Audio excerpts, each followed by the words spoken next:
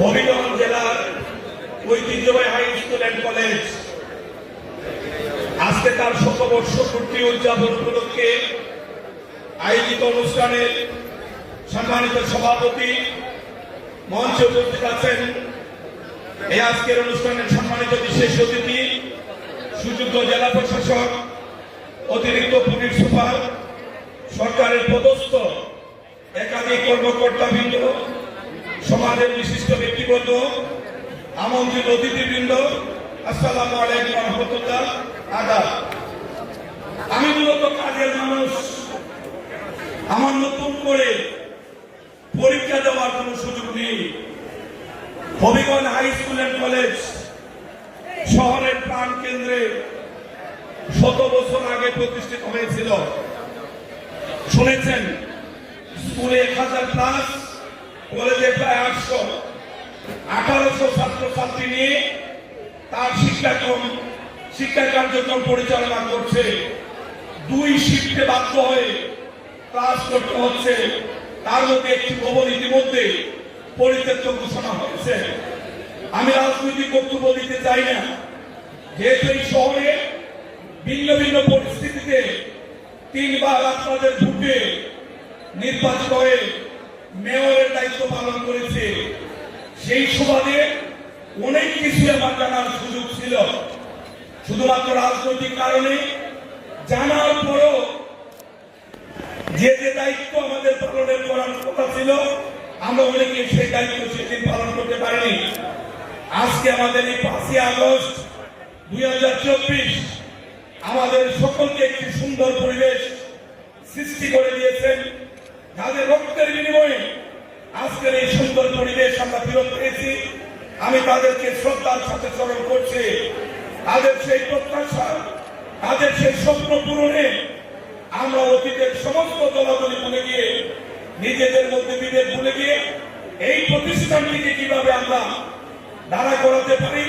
বাংলাদেশের অন্যান্য জেলা শহর থেকে যারা হবিগঞ্জে চাকরির সুবাদে আসেন, তারা আমাদের এই করুণ অবস্থা দেখে মুচকি মুচকি হাসে এবং আমাদেরকে অনেকটা করুণা করে। এই শহরে আমরা জন্মগ্রহণ করেছি, এই শহরে বড় হয়েছি, এই শহরে আমরা রাজনীতি করি, কিন্তু যেভাবে আমাদের দায়িত্ব পালনের কথা ছিল, আমরা ঠিক সেইভাবে দায়িত্ব পালন করিনি। আপনারা দেখেছেন, এই কলেজের প্রাক্তন ছাত্র, সুনামগঞ্জ পৌরসভার প্রশাসক, সরকারের একজন উপসচিব, উনি আজকে বলেছেন, আমরা যদি চেষ্টা করি, আমরা শিক্ষা প্রকৌশল অধিদপ্তর, আমাদের এলজিডি, আমাদের দুর্যোগ ব্যবস্থাপনা মন্ত্রণালয় থেকে আমরা এই স্কুলের জন্য অনেক কাজ করতে পারি। আমি তাকে অনুরোধ করব যে ৩টি মন্ত্রণালয়ের কথা আপনি বলেছেন, ৩টি মন্ত্রণালয়ের একাধিক মন্ত্রী যারা দায়িত্ব পালন করছেন, তারা আমার মতো মাঠের মানুষ, দীর্ঘদিন আন্দোলন সংগ্রাম, মামলা হামলা, জেলে কারাবরণের মধ্য দিয়ে তারা আজকে তাদের এলাকার জনগণের ভোট দ্বারা মূল্যায়িত হয়ে এমপি হয়েছে। মাননীয় প্রধানমন্ত্রী ওনাদেরকে মন্ত্রী পরিষদের সদস্য বানিয়েছেন। আমি অনুরোধ করব, আমাদের বর্তমান সুযোগ্য জেলা প্রশাসন অত্যন্ত কর্মঠ, অত্যন্ত দূরদৃষ্টি সম্পন্ন। আমি অনুরোধ করব, দ্রুত সময়ের মধ্যে এই ৩টি মন্ত্রণালয়ে কার কাছ থেকে কোন জিনিসটি আমাদের আনতে হবে আপনারা তৈরি করে দেন। আমরা কথা না বলে কাজ করে প্রমাণ করি আমরা এই স্কুলের কলেজের জন্য আমরা ভালো কিছু করেছি। এটাই অনেকে কথা বলেছেন। আমি যখন এই সুযোগ পাই, স্কুলের এই রাজনৈতিক পট পরিবর্তনের পরে স্কুলের হেডমাস্টার, প্রিন্সিপাল অসুস্থ ছিলেন, অন্যান্য শিক্ষকরা আমার বাসায় গেলেন। ওনারা বললেন, এখানে একটি রাজনৈতিক দলের অফিস, সেখানে একটি বাথরুম পরিত্যক্ত অবস্থা, আমাদের ছাত্রছাত্রীরা সেখানে এদিকে যেতেই পারে না, এমন দুর্গন্ধ, আমার টিচাররা কাজ করতে পারে না। আমি সঙ্গে সঙ্গে আমাদের পৌরসভার যারা দায়িত্বে আছেন তাদেরকে অনুরোধ করেছি, বলেছে শুধু আইন মানুষের জন্য, মানুষ বেঁচে থাকলে আইন সঠিকভাবে প্রয়োগের মধ্য দিয়ে মানুষের মধ্যে যদি স্বস্তি ফিরিয়ে আনতে পারেন, যদি এতে কেউ কোন ধরনের বিপদের মুখোমুখি হন, আমরা আপনাদের পাশে থাকবো। দ্রুত সময়ের মধ্যে এই বাথরুমটি অপসারণের ব্যবস্থা করুন এবং আমরা 7 দিনের মধ্যে এই বাথরুমটি আমরা অপসারণ করে এই দুর্গন্ধ থেকে এই স্কুলের কলেজকে আমরা মুক্ত করেছি। এই স্কুলের শিক্ষক শিক্ষিকারা গেলেন যে আমাদের বাচ্চাদের ওজুর পানি নেই, বাথরুমের পানি নেই, এরা কি করে আমাদের পানি নেই, আমরা যেন আমাদের বাচ্চাদের পানির ব্যবস্থা করতে পারি। আমরা একটা ডিপি বলবো 6 বছর একটা পদে দেওয়ার পূর্বে ওনারা বললেন স্কুলের একটা মসজিদ আছে, সেখানে অনেকগুলি সমস্যা আছে, তাৎক্ষণিকভাবে আমরা কিছু টাকা 2 লক্ষ টাকা দিয়ে এই মসজিদের নামাজের ব্যবস্থাটা যেন বলবৎ থাকে সেই উদ্যোগটি নিয়েছি। মুশকিল এই স্কুলের প্রাক্তন ছাত্র হিসাবে বলেছে এই স্কুলের নিরাপত্তা বিঘ্নিত হয়, শিক্ষক শিক্ষিকারা এই কথাটি আমাকে বলেছেন। আমি জানি না একটি বাউন্ডারি করতে কত খরচ হয়। আপাতত একজন এমপি আমি নিজের নামে বরাদ্দ দিত অর্থ থেকে সর্বোচ্চ 3 থেকে 10 লাখ টাকা যে কোনো প্রতিষ্ঠান বরাদ্দ দিতে পারে। আপাতত সর্বোচ্চটা দিয়ে এই স্কুলের কার্যক্রম শুরু করতে চাই।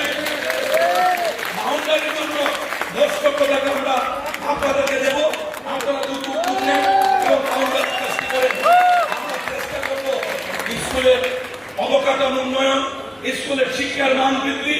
শুধু একটু অনুরোধ থাকবে জেলা প্রশাসক হবিগঞ্জ, আপনাকে আমি বিনয়ের সাথে অনুরোধ করবো, আমি যতটুকু জানি মুশফিক বলেছে এই স্কুলের কলেজের ফান্ড এক সময় কোটি টাকা ছিল, পরবর্তীতে এই টাকা লুটে লুটে কারা খেয়েছে সরকারের তরফ থেকে।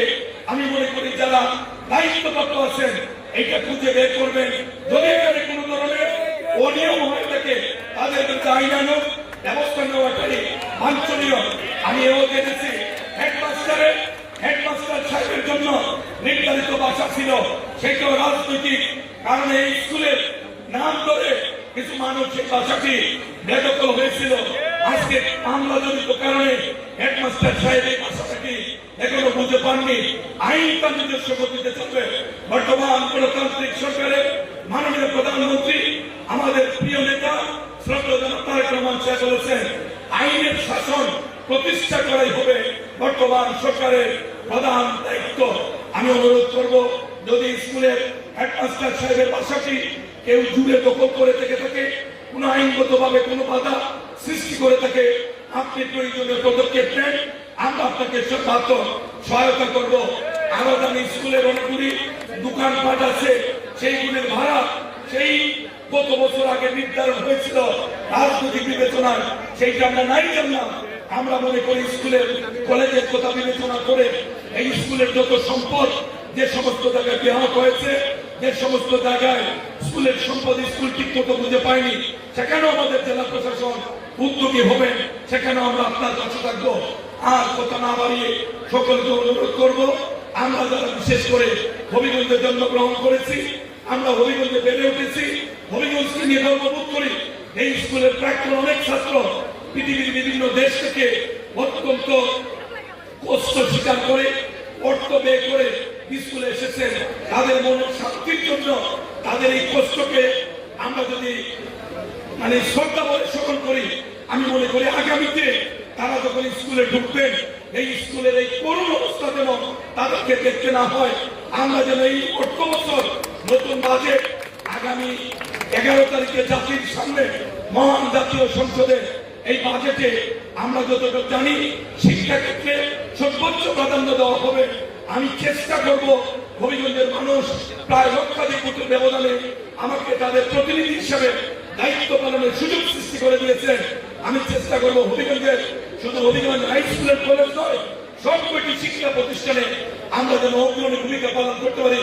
আল্লাহ যেন আমাদের সেই তৌফিক দেয়, সেই দোয়া চেয়ে আমরা সরকারি নির্বাচন কলেজে রীতিমতো উদ্যোগ নিয়েছি। একটি 10 তলা ভবন এবং একটি 6 তলা ভবন বলছিলেই আমরা দরপত্র আহ্বানের মাধ্যমে আমরা আমাদের সেই কার্যক্রম শুরু করবো। হবিগঞ্জ সরকারি উচ্চ বিদ্যালয়, হবিগঞ্জ হাই স্কুলের কলেজ, জেকে স্কুলের কলেজ সহ বিকেটিসি সহ আমাদের উচ্চ বালিকা বিদ্যালয় সহ এই শহরে যে কতটি শিক্ষা প্রতিষ্ঠান আছে আমাদের সুযোগ্য জেলা প্রশাসককে সামনে রেখে ওনার মাধ্যমে আমরা আমাদের প্রকল্পগুলি তৈরি করে আমরা আমাদের প্রিয় নেতা, প্রিয় অভিভাবক, রাষ্ট্রের প্রধানমন্ত্রী জনাব তারেক রহমান সাহেবের কাছ থেকে এই অর্থের বরাদ্দ এনে আমরা প্রমাণ করব কথা কম বলে কাজ বেশি করে অন্যরা যা পারেনি। শিক্ষক শিক্ষিকাকে অনুরোধ করব রাজনৈতিক অবস্থার পরিবর্তন হয়েছে, আপনারা একটু দ্রুত নিজেদেরকে পরিবর্তনের প্রয়োজন নেই, মানসিক অবস্থার পরিবর্তন করুন। জনগণ ঠিক করবে, জনগণের ভোট দ্বারা কারা রাষ্ট্র পরিচালনা করবে। আপনারা শিক্ষক, আপনারা জাতির বিবেক, আপনারা আলোকিত মানুষ তৈরি করে আপনাদেরকে মানুষ হত্যা করে। আমি শুধু অনুরোধ করবো, আপনারা রাজনৈতিক দলাদলি থেকে বেরিয়ে এসে এই শিক্ষা প্রতিষ্ঠানটির দিকে আপনারা মনোযোগী হবেন। ছাত্র ছাত্রীদেরকে নিজের সন্তানের স্নেহ, নিজের পরিবারের সদস্য মনে করে তাদেরকে রাষ্ট্রের উপযুক্ত নাগরিক হিসেবে তৈরি করুন। আমরা আপনাদেরকে শ্রদ্ধার আসনে বসিয়েছি, আমরা আপনাদেরকে শ্রদ্ধা করবো। শুধু অনুরোধ দেখলাম, আপনাদেরকে রাজনৈতিক অঙ্গনে কোন দলের পক্ষে মিছিল মিটিংকে আমরা আপনাদেরকে দেখতে চাই না। আমরা চাই আপনারা মানুষরা কারিগর হিসাবে এই প্রতিষ্ঠানটির জন্য আপনারা সত্য থাকবেন। এই আশাবাদ ব্যক্ত করে আজকে এই শতবর্ষ ভর্তি উদযাপনে যারা ত্যাগ স্বীকার করেছেন, অর্থের যোগান দিয়েছেন, শ্রম দিয়েছেন, সময় দিয়েছেন, বিভিন্নভাবে সহায়তা করেছেন, সকলকে আমি আমার দল বাংলাদেশ জাতীয়তাবাদী দলের পক্ষে, এই হবিগঞ্জবাসীর পক্ষে আপনাদের সকলকে শুভকামনা জানিয়ে আমি আমার কথা শেষ করছি। বাংলাদেশ জিন্দাবাদ। সবাইকে অসংখ্য ধন্যবাদ।